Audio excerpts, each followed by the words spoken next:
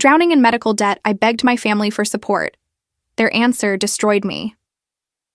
My brother Patrick stood in his marble-floored foyer, looking at me like I was something he'd scraped off his Italian leather shoe, while my sister Madison sat on her designer couch recording the whole thing on her phone.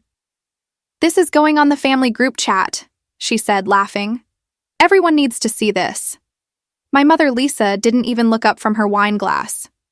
The sound of Madison's champagne cork popping echoed through Patrick's mansion as I stood there, hospital bills trembling in my hands. Patrick crossed his arms, his Rolex catching the chandelier light. "You want $50,000? He turned to Madison. "Can you believe this?" Madison zoomed in on my face with her phone camera. "Look at her crying. God, Caitlin, you're pathetic." She panned to my worn sneakers, my frayed jacket. "Should have thought about this before you became a teacher, huh? Should have married rich like I did." Lisa finally spoke, her words slurred. "I raised you better than to beg. Your father would be ashamed."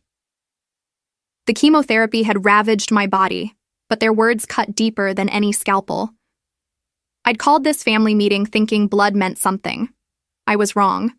I was their little sister, the one who used to organize their birthday parties, who helped Patrick with his college applications, who babysat Madison's kids for free every weekend. 6 months ago, I'd collapsed during a parent-teacher conference. Stage 3 lymphoma. No insurance because the school district had cut benefits. I'd already sold everything. My car, my furniture, my mother's antique ring she'd given me. I'd worked 3 jobs between chemo sessions until my body gave out. I came to them as a last resort, and they'd turned it into entertainment. But as I stood there, watching Madison's cruel smile, something clicked in my brain. I remembered something Patrick had said last Christmas, drunk and boastful. Something about offshore accounts. Something about tax fraud. And Madison's husband, Tyler, the successful businessman. I'd seen documents in their beach house last summer. Documents he'd left out, thinking I was too sick, too desperate, too broken to notice. They'd made a mistake. They thought I was drowning. They didn't realize I was learning to breathe underwater. Patrick pulled out his phone. "I'm calling everyone. Uncle Julian, Aunt Courtney, Cousin Jared. They need to hear about this." He put it on speaker. "Hey, Julian. You won't believe what Caitlin just asked for. She wants us to pay for her cancer treatment. Can you imagine?" Julian's laughter crackled through the phone. "That's rich. What's next? She wants us to pay her rent, too." I stood frozen, listening to them dissect my desperation like it was dinner conversation. Madison was still recording, narrating for her social media followers. "My sister, everyone, the charity case of the family." Lisa poured another glass of wine. "You're an embarrassment, Caitlin." I walked into Patrick's home office while they were busy humiliating me on speakerphone. His computer was unlocked. He was always careless about security, too arrogant to think anyone would dare. I pulled out the flash drive I'd brought, the one I told myself was just for saving family photos if I got the chance. My hands shook as I copied folders. Financial records, emails, everything. 3 minutes. That's all I needed. When I returned to the living room, they were laughing so hard Madison had tears running down her face. "Are you done begging?" Patrick asked. I looked at each of them. My brother in his custom suit, my sister in her designer dress, my mother in her luxury. I thought about the nurses who held my hand during chemo. I thought about my colleague Paige who'd started a GoFundMe that raised $800. I thought about strangers who cared more than my own blood. "I'm done," I said quietly. Patrick smiled, victorious. "Good. Now get out of my house." Madison stopped recording. "Wait, let me get one more shot of her leaving." She followed me to the door, camera rolling. "Say bye to the family, Caitlin. Tell everyone how we rejected you." I turned at the doorway, hand in my pocket, clutching the flash drive. Goodbye. The word tasted like poison and promise. Luke, my ex-boyfriend and the only family friend who'd checked on me, was waiting in the parking lot. I'd asked him to drive me because I was too weak from last week's chemo. "How did it go?" he asked when I got in the car. I buckled my seatbelt, the flash drive burning in my pocket like evidence, like ammunition, like justice waiting to be served. They said no. Luke gripped the steering wheel. I'm sorry, Kate. But I wasn't sorry, not anymore. Because while they'd been busy performing their cruelty for an audience, I'd been busy becoming someone they never expected me to be, someone patient, someone methodical, someone who remembered that Patrick once drunkenly bragged about his creative accounting, someone who'd noticed that Tyler's business deals looked suspiciously like shell companies, someone who'd seen Lisa's name on documents at Madison's house, documents that suggested she'd been hiding Dad's life insurance money for years. 3 days later, I sat in my tiny apartment, the one I'd be evicted from next month, and opened Patrick's files. The chemotherapy brain fog lifted as I read. Tax evasion, insurance fraud, money laundering. Patrick wasn't just wealthy, he was criminal. And he'd been stupid enough to document everything because he thought he was untouchable. Madison's files were even better. Her husband Tyler wasn't a successful businessman. He was running a Ponzi scheme, using family money to keep it afloat. And Lisa, sweet, drunk, cruel Lisa, had taken Dad's $500,000 life insurance policy and never split it with us like Dad's will demanded. She'd hidden it in an account under a fake company name. They'd built their empire on lies, and they'd documented every brick. My phone buzzed. The family group chat. Patrick had posted Madison's video. "Look at our beggar sister," the caption read. 43 family members had already commented. Laughing emojis. Shame emojis. She should have worked harder. Karma for dropping out of med school. Some people are just born losers. I read every word, memorized every name. Every person who kicked me while I was down.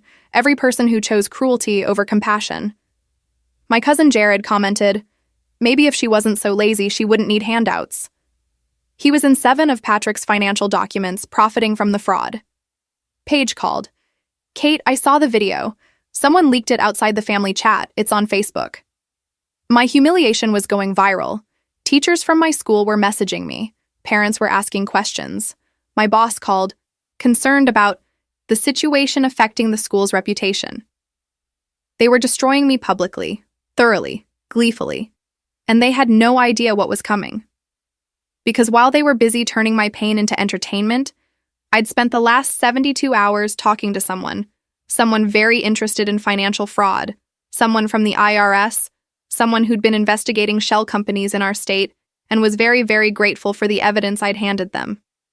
I looked at myself in the bathroom mirror. Bald from chemo, 70 pounds lighter, dark circles under my eyes. I looked like I was dying.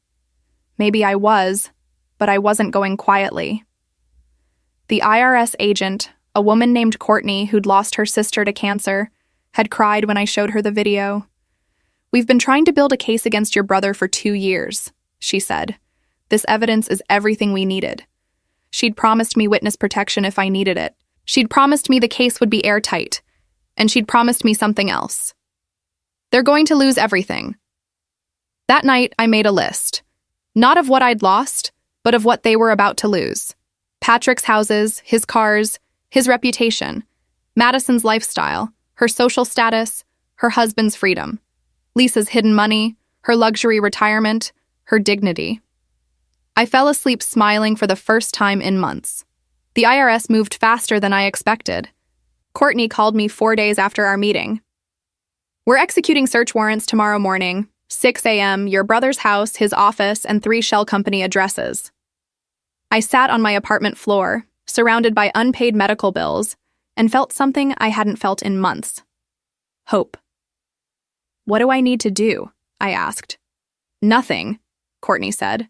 "Just stay safe. And Caitlin? Thank you." When I hung up, I realized my hands weren't shaking anymore. Patrick called me that night. I almost didn't answer. "Caitlin." His voice was sharp, suspicious. "Did you take something from my office?" My heart stopped. "What are you talking about?" "My computer was accessed the day you came begging. Files were copied." He was breathing hard. "If you did something stupid, I swear to God." "I was too busy being humiliated to touch your computer, Patrick." The lie came easily. "Maybe you should check your security, or maybe you're paranoid." He hung up without another word. I sat in the dark, knowing tomorrow would change everything. 6 a.m. came. I was awake, staring at my phone.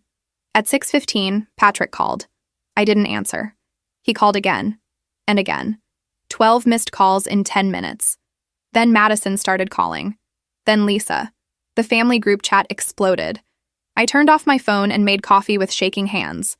Luke knocked on my door at 7. "It's all over the news," he said, showing me his phone. "IRS raids local businessman's empire. Massive fraud investigation."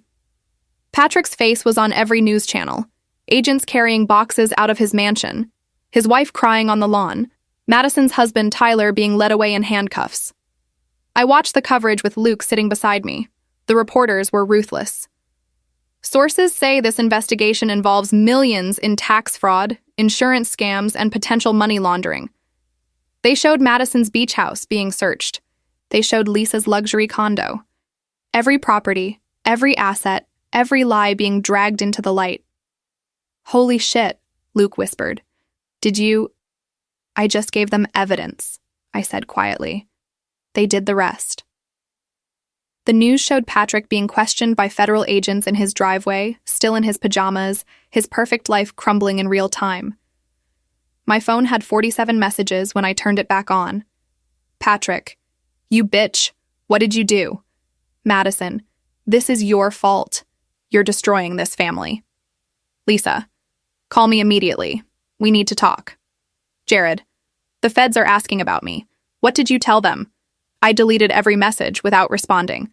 Let them panic. Let them scramble. Let them feel what drowning actually feels like. Paige texted, "Kate, the news is saying your brother is under federal investigation. Are you okay?" I replied, "I'm fine. Thank you for checking on me." She was the only one who deserved a response. The next day, Madison showed up at my apartment. I watched her through the peephole, debating whether to open the door. She was crying, mascara running, designer bag clutched to her chest. I opened it. "What do you want?" "Please," she begged. "Please tell them you made a mistake. Tell them the evidence is wrong." She grabbed my arm. "Tyler might go to prison. They froze all our accounts. We have nothing." I pulled my arm away. "I know what nothing feels like, Madison. I've been living it while you recorded videos of me begging." "This is different, is it?" I stepped back. "Get off my doorstep." "You're killing this family," she screamed. "You're a vindictive, spiteful—" I closed the door in her face. Her sobs echoed through the hallway as she left. Patrick tried a different approach. He sent Jared to my school. My colleague Paige found me in the teacher's lounge. "There's a man asking for you at the front desk. Says he's your cousin." I walked to the office and found Jared waiting, looking uncomfortable in his business suit. "We need to talk," he said. Principal Courtney, different from Agent Courtney, frowned. "Is everything all right, Caitlin?" "It's fine," I said. "We can talk outside." Jared followed me to the parking lot. "Patrick wants to make a deal." "What kind of deal?" I asked. "You recant your statement. Say you were confused, emotional, sick. We'll pay for your treatment, all of it, and give you money to start over." The audacity was stunning. "You think I did this for money?" "Everyone does things for money, Caitlin." He stepped closer. "Be smart. You're dying anyway. Why not die comfortable?" The words hit like a physical blow. "Get away from me." "Think about it." I said, "Get away." Paige had followed us out and was standing by the door. "Should I call security?" Jared raised his hands. "I'm leaving, but you're making a mistake, Caitlin. A big one." He walked to his car, and I realized my legs were shaking. Not from fear, from rage. That night, Luke brought takeout to my apartment. "You need to eat something." I picked at the food, my stomach tight. They offered me money to lie. "What did you say?" "No." I met his eyes. "They really think everything has a price." Luke was quiet for a moment. "The news is saying Patrick might face 20 years. Tyler, too. Your sister could lose custody of her kids." "Good." I thought, but didn't say. "Caitlin," Luke said carefully, "are you sure about this? Once it's done, you can't take it back." I thought about the video, about 43 family members laughing at my pain, about Patrick calling me a beggar, about Madison recording my humiliation for entertainment. I'm sure. The federal investigation moved like a machine. precise and unstoppable. Agent Courtney called me weekly with updates I wasn't supposed to have. Your brother's lawyers are scrambling. They found the offshore accounts, the shell companies, everything. She paused. Tyler's cooperating, giving up names to reduce his sentence. Will it work? I asked. Not enough. The evidence is too strong. I hung up and added another tally to my list of victories. Lisa finally came to see me. Not at my apartment. She'd never lower herself to visit my hovel, as she'd once called it. She cornered me at the hospital during my chemotherapy appointment. I was sitting in the infusion chair, poison dripping into my veins to kill the cancer that was killing me, when she appeared. Caitlin. Her voice was sober for once. We need to discuss this situation. The nurse, a kind woman named Lisa, ironic, looked at me questioningly. I nodded that it was okay. My mother sat in the visitor's chair, looking around the oncology ward with barely concealed disgust. This vendetta needs to stop, Lisa said. You're tearing apart this family over pride. I watched the chemotherapy bag drip, drip, drip. Each drop cost money I didn't have. Pride? Patrick made a mistake. We all did. But this, federal charges, investigations, public humiliation, it's too much. She leaned forward. Your father would never have wanted this. Don't you dare, I said quietly. Don't you dare use Dad to justify what you did. What I did? Her voice rose.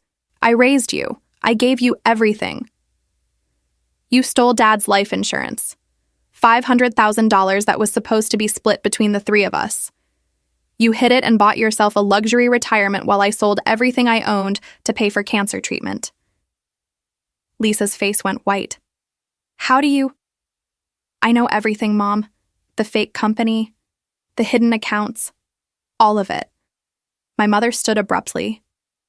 You ungrateful? I begged you for help. You called me an embarrassment while drinking wine that cost more than my medication. The nurse stepped forward. Ma'am, I need to ask you to leave. This is a medical environment. Lisa looked at me one last time. You were always the weak one, just like your father. She left, her heels clicking on the linoleum. The nurse touched my shoulder gently. Are you okay, honey? No, I wanted to say, but I will be. Patrick's trial date was set, 3 months away. In those 3 months, I watched my family's empire crumble in slow motion. Madison's husband Tyler took a plea deal, 15 years for fraud and money laundering. She filed for divorce immediately, but the damage was done. Her social media went dark after thousands of comments calling her a criminal's wife. Patrick lost his business licenses. His assets were frozen. His mansion went into foreclosure. The same marble foyer where he'd humiliated me would soon belong to someone else. Jared was indicted as an accomplice. He'd known about the fraud and profited from it. His lawyer called me asking if I'd testify that Jared was innocent, just following Patrick's orders. I said no. You're condemning an innocent man, the lawyer said. He was in those documents willingly, I replied. He made his choices. Uncle Julian called me from an unknown number. I almost didn't answer. Caitlin, please. Jared is my son. He made mistakes, but he doesn't deserve prison. He called me lazy. He said I deserved to be poor. My voice was steady.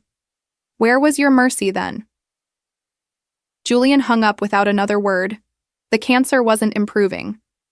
My oncologist, Dr. Paige Morrison, I'd always liked that we shared a name with my friend, sat me down after reviewing my latest scans. The treatment isn't working as well as we'd hoped. We need to discuss more aggressive options. How aggressive? Clinical trial, experimental. It's expensive. She looked at me with pity. I know your situation. I can help you apply for grants. I thought about Patrick's frozen assets, about Madison's foreclosed beach house, about Lisa's seized bank accounts. They'd hoarded wealth while I was dying, and now that wealth was being redistributed to their victims, to the government, to anyone but them. There was poetry in that. But the grants came through, and other things too. The video of my humiliation had gone viral, but the narrative had shifted. Comments poured in. Her own family refused to help her while she had cancer. They recorded her begging? That's evil. The brother deserves everything coming to him. Someone started a new GoFundMe. It raised $30,000 in 2 weeks. Strangers from across the country sending money to help me survive. People who'd never met me cared more than my own blood. Paige, my teaching colleague, organized a fundraiser at school. Parents donated. Other teachers donated. The principal matched contributions. I was lying in bed one night when Luke called. "Turn on Channel 7. I grabbed my remote. The news was running a special report. Family betrayal. Cancer patients' relatives chose cruelty over compassion. They showed the video. They interviewed federal agents about the fraud case. They talked about how Patrick had millions hidden while his sister begged for help. The anchor, a woman in her 50s, looked directly at the camera. This is what greed looks like. This is what it means to lose your humanity." My phone rang. Unknown number. I answered. "I hope you're proud of yourself." Patrick's voice was hoarse. "I'm going to lose everything. My wife is leaving me. My kids won't talk to me. I'm going to prison because you couldn't handle a little rejection." A little rejection? I sat up, adrenaline flooding my system. "You humiliated me. You recorded it. You posted it for the world to see while I was dying. You didn't have to destroy us. Neither did you." I hung up and blocked the number. My hands were steady. The next morning, Agent Courtney called with news. "Lisa's trying to make a deal. She'll return the insurance money if we drop the charges." "Will you?" "No. She committed fraud. She hid assets. She'll face consequences." Courtney paused. "How are you feeling, Caitlin?" "Stronger every day." Madison showed up at my apartment again, but this time she brought her kids. 2 boys, ages 7 and 9, who I used to babysit every weekend before I got sick. They stood in the hallway looking confused while Madison cried, "Please, if Tyler goes to prison and I lose the house, where will my children go?" I looked at the boys. They didn't deserve this, but neither did I. "You should have thought about that before you chose cruelty. Before you recorded me begging and called it entertainment. I made a mistake. You made a choice. Now live with it." I closed the door, ignoring her screams, ignoring the children's confused questions. Later that night, I cried. Not for them. For the version of myself that used to care. The trial began on a Wednesday morning in October. I sat in the gallery, wearing a wig to cover my chemo baldness, watching Patrick enter in an orange jumpsuit. His lawyer had argued he wasn't a flight risk. The judge disagreed. Seeing my brother in chains should have hurt. It didn't. Agent Courtney sat beside me. "You don't have to be here." "Yes, I do." The prosecution's case was devastating. They presented evidence of tax evasion spanning 12 years, shell companies in Delaware, the Cayman Islands, Panama. Money laundered through fake real estate deals, insurance fraud involving staged accidents, and they presented my evidence, the files I'd copied from Patrick's computer that day in his office. His lawyer objected. "This evidence was obtained illegally. My client's sister broke into his private files." "Your Honor," the prosecutor interrupted. "Ms. Caitlin had access to her brother's home with his permission. She was a guest. There was no breaking and entering." The judge agreed. Every document was admissible. Patrick stared at me from the defendant's table, pure hatred in his eyes. I stared back, unflinching. During the lunch recess, Tyler was brought in to testify. He'd taken the plea deal, agreeing to cooperate fully. His testimony was damning. Patrick approached me 5 years ago with a plan. He had wealth, but he wanted more. Tax-free income, untraceable assets. Tyler's voice was flat, defeated. "We created shell companies to hide money. We filed false insurance claims. We bribed officials." "And did other family members know?" the prosecutor asked. "Yes. Jared helped set up offshore accounts. Lisa provided her name for companies so suspicion wouldn't fall on Patrick." The courtroom murmured. Patrick's lawyer cross-examined aggressively, but Tyler didn't break. He'd made his deal. He was saving himself by destroying everyone else. During a break, I went to the bathroom. Madison was there, reapplying makeup with shaking hands. We made eye contact in the mirror. "You're enjoying this," she said, "watching us suffer." I'm watching justice happen. I washed my hands. There's a difference. My children are in foster care. Do you know what that feels like? The pain in her voice was real. Tyler's gone. The house is gone. I'm living in a one-bedroom apartment working at a call center. Everything is gone. I dried my hands carefully. Good. Her face crumpled. How can you be so cold? You taught me. I met her eyes in the mirror.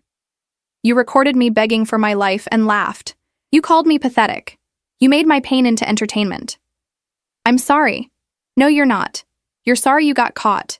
You're sorry there are consequences. But you're not sorry for what you did to me. I left her sobbing in the bathroom. The afternoon session was worse for Patrick. The prosecution brought in an IRS forensic accountant who'd traced every dollar. $11 million in hidden assets. $8 million in unpaid taxes. Penalties and interest brought the total to $33 million he owed the government. Patrick's face was ashen. His lawyer whispered urgently to him. The judge called a recess until the next morning. Outside the courthouse, reporters swarmed. I pulled my coat tight and tried to walk past. Ms. Caitlin, is it true you exposed your own brother? I stopped. Luke was waiting by his car, but something made me turn around. My brother chose greed over family. He had millions while I sold everything I owned to afford cancer treatment. When I begged for help, he humiliated me and posted it online for entertainment. I didn't expose him. He exposed himself. The reporters shouted questions, but I walked away. The clip aired on every news channel that night. My phone exploded with messages, some supportive, some hateful. Family members I'd never met called me a traitor, a snake, a vindictive bitch. I blocked them all. Luke brought dinner. You were brave today. I was honest. I picked at my food, exhausted. Do you ever wonder if you went too far? He asked carefully. I thought about Patrick's face when I begged. I thought about Madison's laughter. I thought about Lisa calling me weak. No. The next morning, Lisa took the stand. She'd been granted immunity to testify against Patrick. Her lawyer had made a deal. Tell everything, return the insurance money, and avoid prison. She looked smaller somehow, sitting in the witness box. Defeated. Mrs. Lisa, did you know about your son's illegal activities? Yes. Her voice was barely audible. And did you profit from them? Yes. Please explain to the jury how you were involved. Lisa described how Patrick had used her name for shell companies, how she'd signed documents without reading them, how she'd taken Dad's life insurance money and hidden it in an account Patrick helped her create. Why did you hide the insurance money? The prosecutor asked. Your late husband's will specified it should be split 3 ways between you and your children. Lisa's eyes found mine in the gallery. I was angry. Caitlin had disappointed me by becoming a teacher instead of a doctor. Madison was always asking for money. I thought I deserved it more. So you committed fraud because you were disappointed in your daughter's career choices? Yes. The jury's disgust was palpable. Patrick's lawyer declined to cross-examine his own mother. The damage was done. During the afternoon break, Jared approached me in the hallway. 2 U.S. Marshals were escorting him. He was out on bail but facing his own charges. Caitlin, don't. Please, just listen. He looked desperate. I'm sorry for what I said. For all of it. I was an idiot following Patrick's lead. I have a family, 2 kids. If I go to prison... Stop. My voice was ice. You called me lazy. You said I deserved to be poor. You profited from fraud for 5 years. You made your choices. We're family. No, we were family. You ended that when you chose cruelty. The marshals led him away. He was crying. That night, I couldn't sleep. The clinical trial was working. My scans were improving. The cancer was retreating. I was going to live. And they were going to lose everything. Patrick's verdict came 3 days later. Guilty on all counts. The judge set sentencing for 2 weeks out, but everyone knew what was coming. 20 years minimum. Madison's children were officially placed with their father's parents. She lost custody completely. Tyler was already in federal prison. Jared's trial was scheduled for January. Lisa had avoided prison but lost everything else: her money, her reputation, her family. I sat in my apartment that night, Luke beside me on my second-hand couch, and felt something I hadn't felt in a year. Peace. "Are you okay?" Luke asked. "Yes." And I meant it. My phone buzzed, a text from an unknown number. "I hope you're happy. You destroyed this family." I deleted it without responding. They still didn't understand. I hadn't destroyed anything. I'd simply stopped protecting their secrets. Patrick's sentencing hearing was packed. Victims of his fraud filled the gallery. People who'd invested in his fake companies. People who'd been scammed by his insurance schemes. The judge called for statements. One by one, they stood and told stories of devastation. A retired couple who'd lost their life savings. A single mother who'd been defrauded of her disability settlement. A veteran who'd trusted Patrick with his injury compensation. Each story was a knife. Each victim deserved justice. Then the judge asked if Patrick wanted to speak. His lawyer advised against it, but Patrick stood anyway. "Your Honor, I made mistakes. I got caught up in greed. But I'm not the monster they're making me out to be." He turned to look at me. "My sister, sitting right there, destroyed this family because she was jealous of my success. She was bitter about her failures. She weaponized the legal system for revenge." The courtroom went silent. "She stole from me, broke into my files, violated my privacy, and now she's pretending to be a victim while I lose everything." The judge's expression didn't change. "Mr. Patrick, are you finished? I just want everyone to know the truth. I'm not the villain here. She is." He pointed at me. "She's vindictive, manipulative, and she won't stop until everyone who ever rejected her suffers." The prosecutor stood. "Your Honor, may I respond?" "Please." Mr. Patrick committed fraud for over a decade. He stole millions from innocent people. His sister provided evidence of crimes he chose to commit. She didn't make him break the law. She simply stopped protecting him when he refused to help her during a medical crisis. The prosecutor held up the viral video. This is Patrick refusing to help his dying sister. This is him mocking her suffering. If he wants to talk about villainy, perhaps he should examine his own actions. The judge nodded. "Mr. Patrick, I've reviewed your case extensively. The evidence against you is overwhelming. Your crimes affected dozens of victims. You showed no remorse until you were caught. And even now, you blame others for your choices." She looked down at her notes. "You are sentenced to 25 years in federal prison. You will pay full restitution to your victims plus penalties. All assets will be seized and liquidated." Patrick's lawyer requested bail pending appeal. Denied. Patrick was led away in handcuffs, screaming that this was a miscarriage of justice, that I'd ruined his life, that karma would come for me. I watched him disappear through the courthouse doors and felt nothing. Agent Courtney found me outside. "How are you holding up?" "I'm fine." She handed me an envelope. "The restitution payments will start processing next month. As a family member affected by his fraud, specifically the insurance money that should have been yours, you're entitled to a portion." I opened the envelope. A check for $167,000.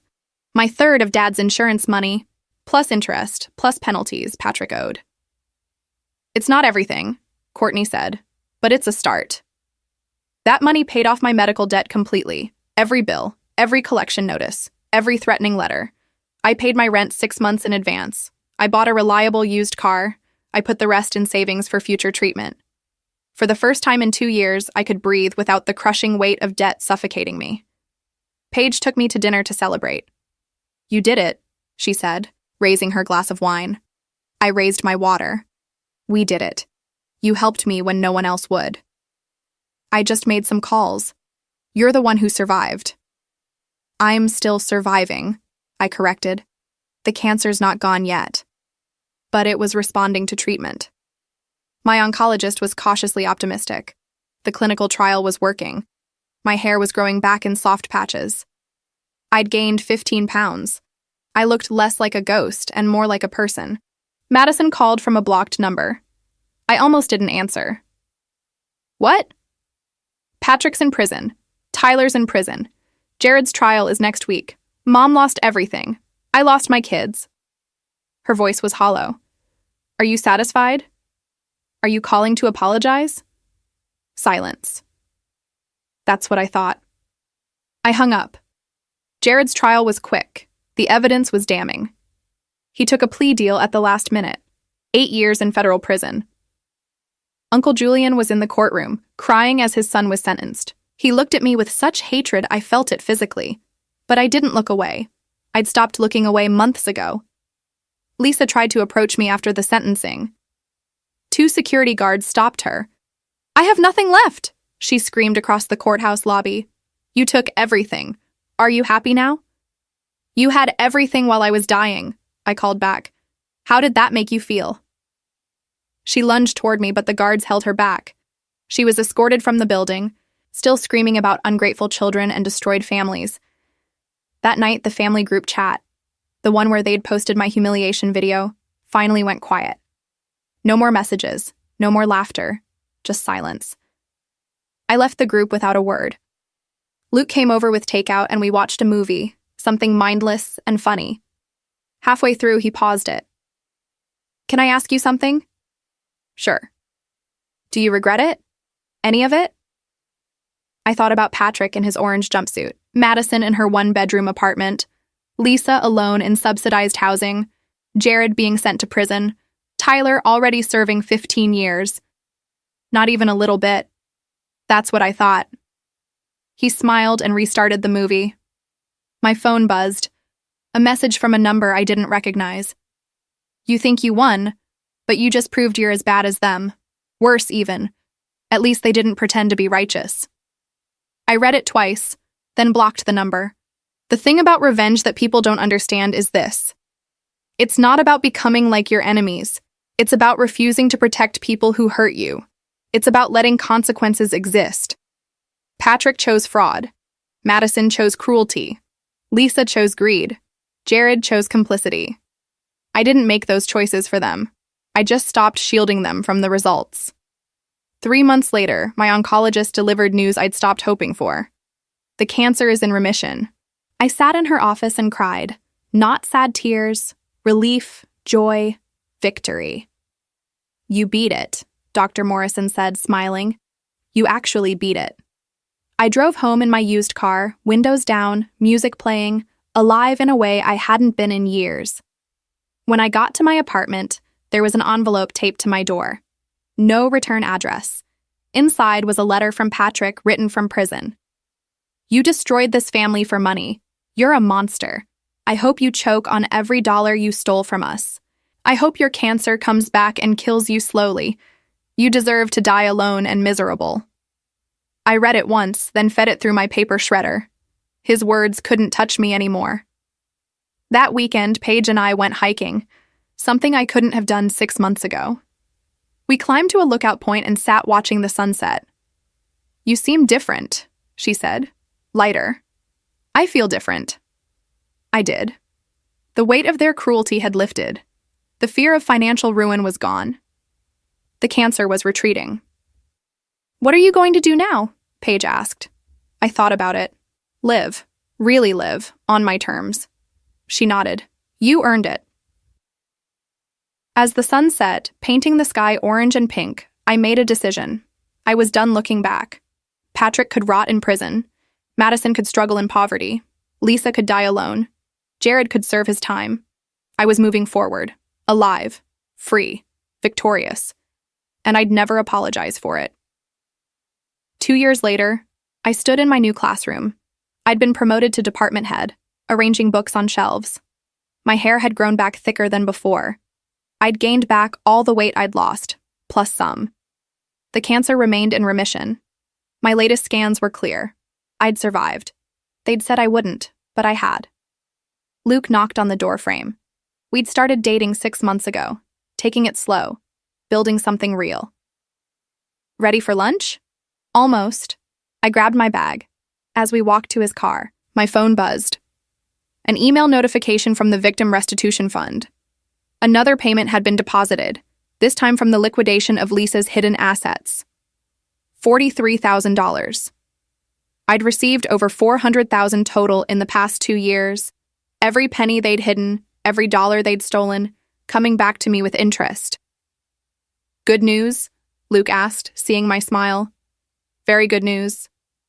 We drove to a small cafe downtown. While we waited for food, I scrolled through my phone out of habit. A notification caught my eye. Someone had tagged me in a Facebook post. It was from Madison, posted publicly. A long rant about how I'd destroyed the family, how I was cruel and vindictive, how her children were traumatized because of me, how she was working 2 jobs just to survive while I lived in luxury on blood money. The post had 3 likes, all from people I didn't know. The comments were brutal. You recorded your sister begging for cancer treatment. Maybe look in the mirror. Your husband is in prison for fraud and you're blaming her? Take some accountability for once in your life. I showed Luke. You going to respond? No point. I put my phone away. She still doesn't get it. That evening, I attended a cancer survivor support group, something I'd started doing monthly. Sharing my story helped others, and their stories reminded me how far I'd come. A new woman introduced herself, recently diagnosed, terrified, alone.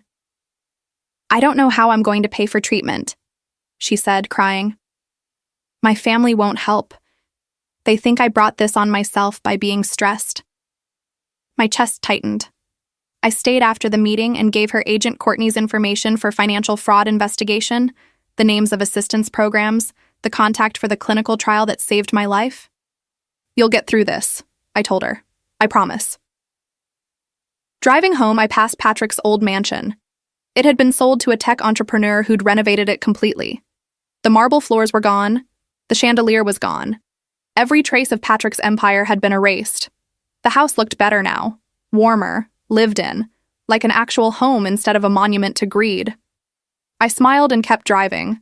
My apartment was modest but mine, paid off completely, no debt, no fear of eviction, no crushing weight of bills I couldn't pay. I made dinner, simple pasta and salad, and ate while watching the news. A story came on about white-collar crime. The reporter mentioned Patrick's case as an example of justice prevailing. They showed his mugshot. He looked older, broken, nothing like the arrogant man who'd called me a beggar. The reporter noted he'd be eligible for parole in 18 years. He'd be 63 years old. His prime years wasted in a cell.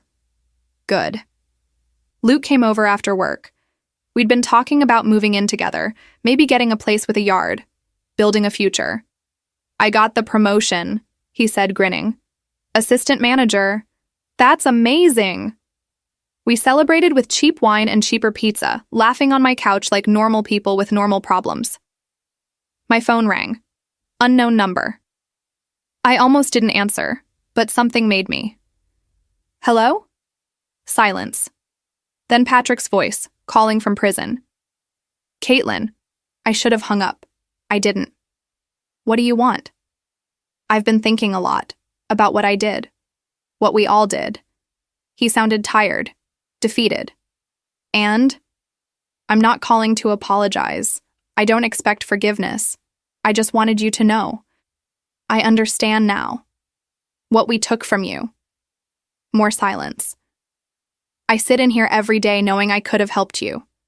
It would have cost me nothing. $50,000. I spent more than that on my car. Why are you telling me this? I asked. Because you won. Completely. And I need you to know that I know. His voice cracked. I destroyed my own life. Not you. Me. I chose greed over my sister, and it cost me everything. I waited, but he didn't say more. Is that all? Yeah, that's all. He hung up. I sat holding the phone, processing. It wasn't an apology. It wasn't redemption. It was just acknowledgement. And somehow, that was enough. I deleted his number and blocked it for good. Luke was watching me carefully. You okay? Yeah, I smiled. I really am. 6 months later, I stood at Dad's grave for the first time since his funeral. I'd avoided it because Mom had been buried next to him last month. Liver failure from years of drinking. I didn't attend her funeral. Neither did Madison. Patrick couldn't leave prison. It was just Uncle Julian and some distant cousins who barely knew her. "Hey, Dad," I said to the headstone. "I got your insurance money back. Took a while, but I got it. And I used it to survive. To actually live. I think you'd be proud." The wind rustled through the cemetery trees. Mom died alone. Patrick's in prison. Madison lost everything. Jared, too. I know you'd probably say family should forgive, should help each other. But they made their choices, and I made mine. I placed flowers on Dad's grave, avoiding Mom's. I'm happy now, healthy. The cancer's gone. I met someone. I have a good job. I'm okay. As I walked back to my car, I felt lighter. The last thread of obligation to that family had snapped with Lisa's death. I was free. Completely. Permanently. That night, Luke proposed. Nothing fancy. Just us in my apartment, eating takeout when he pulled out a ring. I know we said we'd take it slow, but life's too short. I love you. I want to build a future with you. I said yes without hesitation. We got married 6 months later at the courthouse. Paige was my witness. Luke's brother was his. Small, simple, perfect. No family drama, no humiliation, no cameras recording my private moments for entertainment, just love and commitment and hope. On my wedding day, I thought about that other wedding, the one where Madison announced her pregnancy with Patrick's encouragement, destroying what should have been my happiest day. I thought about how far I'd come from that broken woman begging for help in a marble foyer, and I smiled, because I'd won, not by becoming like them, not by embracing their cruelty, but by refusing to let them drag me into their moral void, by exposing their crimes, by letting justice run its course, by surviving when they'd expected me to die. Patrick would spend the next 16 years in prison. Jared had 6 more years to serve. Tyler wouldn't be released until 2038. Madison was still struggling, still bitter, still blaming me. And I was married, healthy, successful, and genuinely happy. Sometimes people ask if I regret what I did. If I wish I'd forgiven them, taken the high road, been the bigger person. I think about Patrick's face when the guilty verdict was read. I think about Madison losing custody of her children. I think about Lisa dying alone in a nursing home she could barely afford. I think about Jared being led away in handcuffs while Uncle Julian wept, and I feel nothing but satisfaction. They chose cruelty when I needed compassion. They chose entertainment when I needed help. They chose greed when I needed family. I simply chose consequences, and I'd make the same choice every single time.